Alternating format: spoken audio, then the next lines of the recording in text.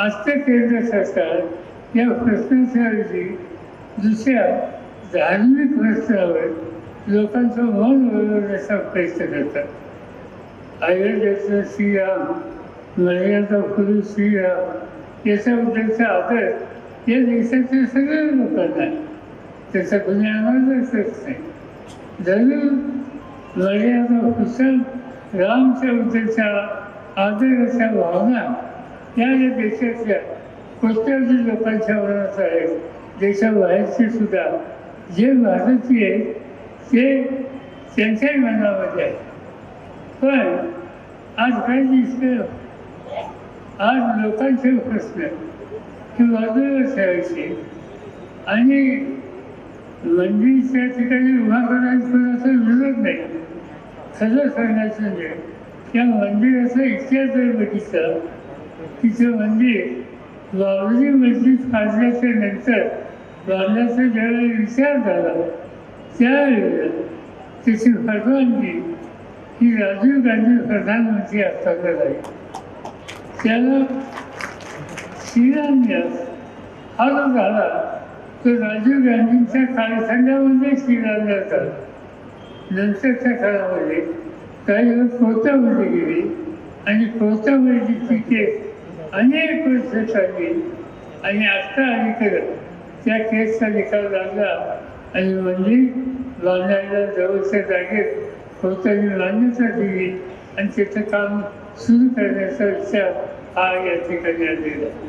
आता ही फारशी असतात आणि हे मंदिर हवं याच्यासाठी देशाच्या कानाकोपऱ्याचे लोक जे काय आपल्याकडनं योगदान देता इथे ज्याचं काम करतात.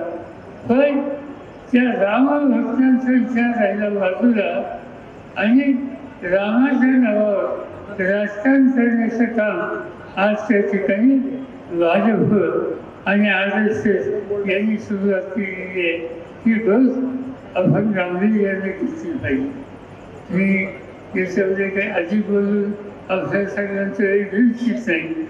पण आज धर्माच्या नावात, मंदिराच्या नावात समाजामध्ये एक प्रकारचं अंतर कसं निर्माण करता येईल हा दृष्टिकोन राज्यकर्त्यांचा आहे. राज्यकर्ते या देशाचा जो उपाशी शेतकरी आहे, मजूर आहे, कष्टकरी आहे, त्याच्यासाठी भविष्य करत आहे. काल देशाच्या प्रधानमंत्र्यांनी सांगितलं की आता 10 दिवस मी उपवास करतात रामाच्यासाठी. रामाची त्याची श्रद्धा त्याचा मी आदर करतो. पण उपवास उद्या या देशाची गरिबी घालवण्यासाठी असा काही कार्यक्रम घ्यावा हे त्यांनी सांगितलं असतं तर लोकांनी त्याचं कौतुक केलं. पण या सगळ्या गोष्टीच्याकडे मूलभूत असण्याकडे लक्ष नाही.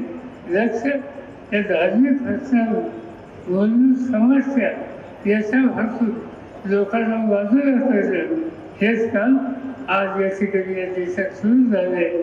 आणि म्हणून आपल्याला जागे राहावं लागेल, एक राहावं लागेल आणि ते एक राहून अपक्ष वागावं, प्रश्न सोडवायला खबरदारी घेतली पाहिजे.